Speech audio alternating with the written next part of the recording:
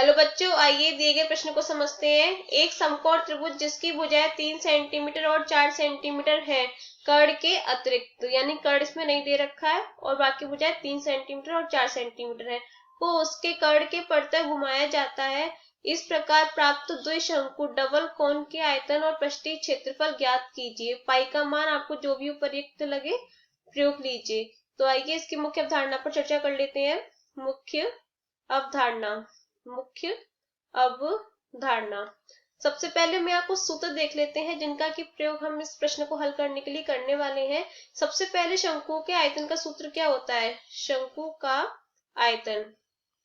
का आयतन बराबर होता है 1/3 पाई आर स्क्वायर एच, जहां शंकु के आधार की त्रिज्या होती है आर और एच शंकु की ऊंचाई होती है। और शंकु का वक्र पृष्ठ क्या होता है? शंकु का पृष्ठीय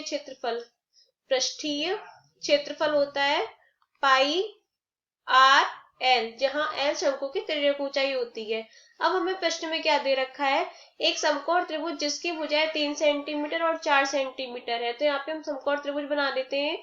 तो हमने यहाँ पे एक समकोण त्रिभुज एबीसी ले लिया है। अब इसकी भुजाएं क्या क्या दे रखी है? एक भुजा हमें 3 सेंटीमीटर दे रखी है, यानी कि इस भुजा को हम 3 सेंटीमीटर ले लेते हैं और बीसी भुजा को हम 4 सेंटीमीटर ले लेते हैं। 3 सेंटीमीटर और 4 सेंटीमीटर।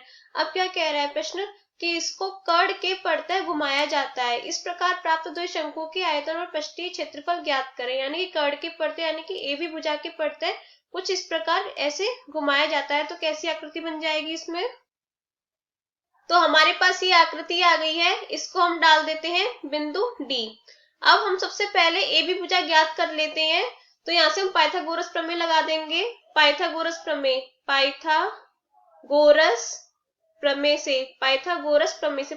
प्रमेय हमेशा समकोण त्रिभुज में लगती है।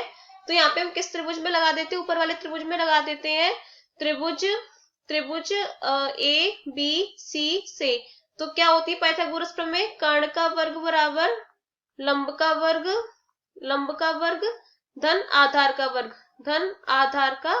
वर्ग। तो यहाँ पे क्या क्या हमें वहां पे दे रखी? कर्ण का वर्ग, यानी कि हमें एबी का वर्ग ज्ञात करना है। एबी वर्ग हमें ज्ञात करना है बराबर लंब क्या है इसमें?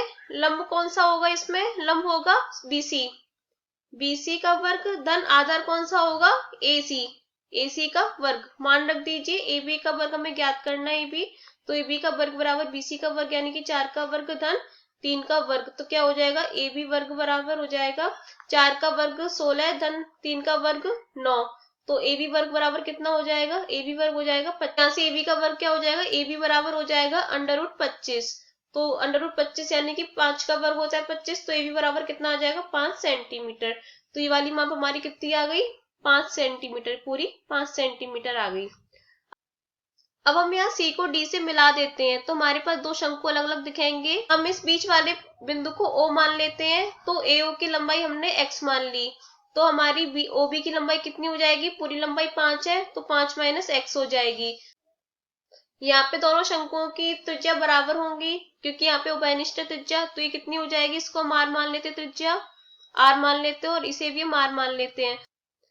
तो हमें यहाँ पे दो समकोण त्रिभुज मिल रहे हैं। पहला समकोण त्रिभुज मिल रहा है हमें एसीओ तथा दूसरा समकोण त्रिभुज मिल रहा है हमें बीसीओ।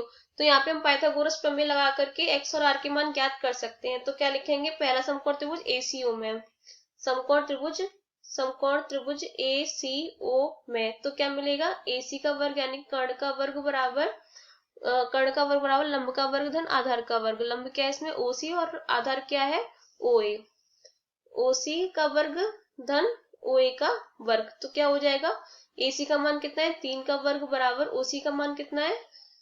ओसी का मान हमारे पास r है तथा ओए का मान x है। तो क्या हो जाएगा? r² धन x²। तो क्या हो जाएगा? 9 बराबर r² धन x²। इसे हम डाल देंगे समीकरण 1। अब हम दूसरे वाले समकोण त्रिभुज में देखेंगे। समकोण त्रिभुज दूसरा वाला कौन सा है?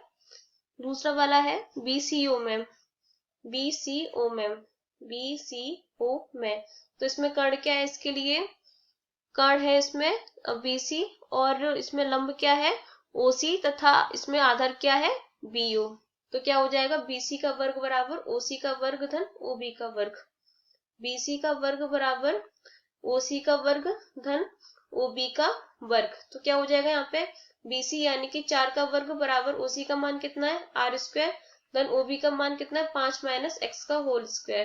तो यहाँ पे हल कर देते हैं इसको, 4 का वर्ग 16 बराबर r स्क्वायर। देन यहाँ पे a माइनस बी का होल स्क्वायर लग जाएगा, तो क्या होता है a माइनस बी का होल स्क्वायर होता है a square plus B square और माइनस का 2ab। तो क्या हो जाएगा यहाँ पे 5 का वर्ग 25 माइनस यहाँ पे प्लस आएगा x स्क्वायर और माइनस का 5 दूनी 10, 10x हो जाएगा। तो यहाँ से अब क्या हो जाएगा, हम इसे डाल देंगे समीकरण 2।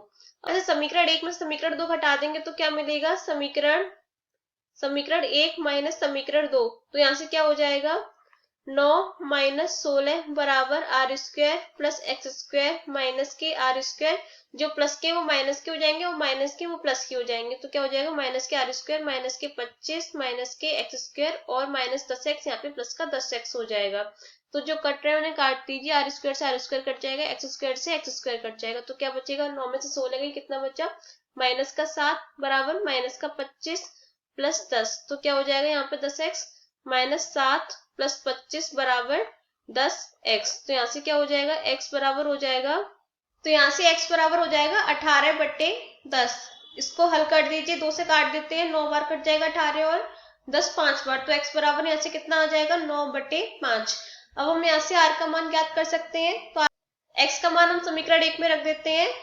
समीकरण 1 में रखने पर, 1 में रखने पर तो क्या मिलेगा, अगर 1 में रख देंगे तो क्या है 9 बराबर r स्क्वायर धन x का मान कितना आया था अभी 9/5 का वर्ग। तो क्या हो जाएगा 9 बराबर r स्क्वायर धन 9 का वर्ग 81/5 का वर्ग 25। तो क्या हो जाएगा 9 माइनस 81/25 बराबर r स्क्वायर। तो यहाँ से 25 गुणा 9 कितना हो जाएगा 225, 225 माइनस 81/25 बराबर r स्क्वायर। तो यहाँ से r स्क्वायर बराबर कितना हो जाएगा 225 में से 81 के कितने बचे 144/25। तो r बराबर अंडर रूट के अंदर 144/25 बराबर कितना आ जाएगा 12/5 सेंटीमीटर। तो यहाँ से r का मान कितना आ गया 12/5 सेंटीमीटर। r बराबर आ गया ये 12/5 सेंटीमीटर, ये भी 12/5 सेंटीमीटर और x का मान यहाँ से कितना आ गया 9/5 सेंटीमीटर। तो अब 5 माइनस एक्स वाला कितना हो जाएगा मान 5 माइनस 9/5, 25 में से 9 गई बराबर 16/5। तो इसका मान कितना आ जाएगा 16/5। अब हमें दोनों शंकुओं की ऊंचाइयां प्राप्त हो गई हैं। तो यहाँ से h1 हमें कितना प्राप्त हुआ है, पहले वाले शंकु को h1 से ले लेते हैं, दूसरे वाले शंकु की ऊंचाई हम h2 से ले लेते हैं। तो h1 बराबर 9/5 और h2 बराबर 16/5। तो यहाँ से h1 बराबर क्या प्राप्त हो गया 9/5 और h2 बराबर 16/5 और r कितना मिल गया हमें, r बराबर मिल गया 12/5।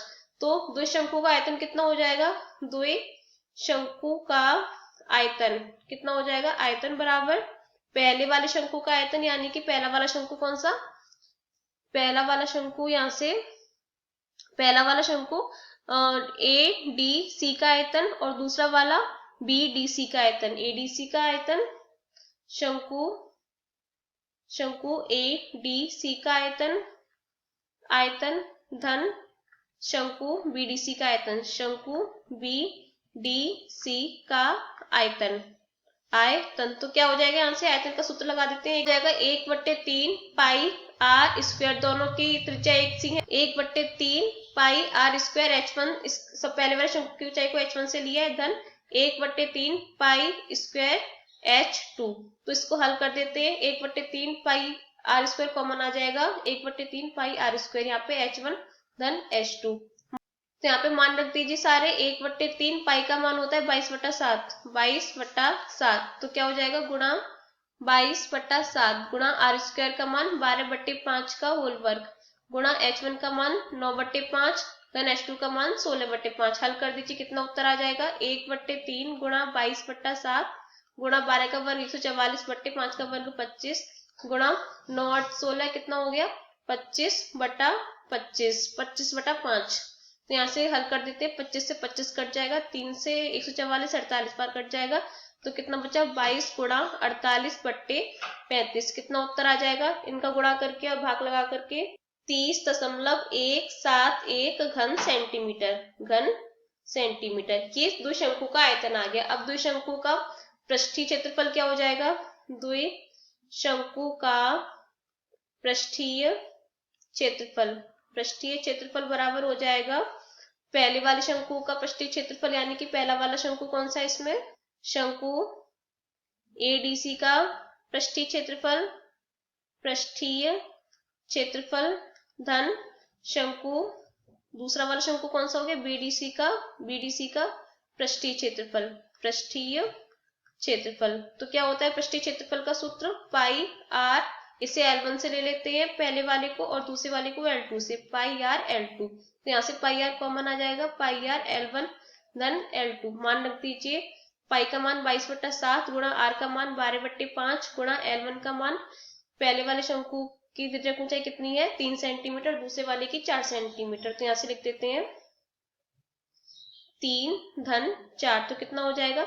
22/7 गुणा 12/5 गुणा 3 और 4 7, 7 से 7 कट जाएगा, तो गुणा करके भाग लगा दीजिए, कितना उत्तर आ जाएगा इसका?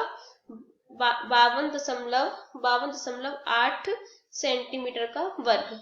तो ये द्विशंकु का पृष्ठीय क्षेत्रफल ज्ञात हो गया। तो यहाँ से हम क्या लिख सकते हैं? हमें यह दोनों परिणाम प्राप्त हो गए। पहला परिणाम क्या आया? द्विशंकु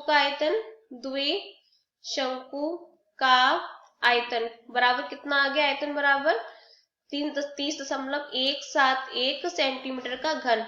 और दूसरा परिणाम हमारे पास क्या आ गया? द्विशंकु का पृष्ठीय क्षेत्रफल। तो कितना आया था? 52.8 सेंटीमीटर का घन। तो यही हमारा उत्तर है। आशा करते हैं कि आपको प्रश्न समझ में आया होगा। धन्यवाद।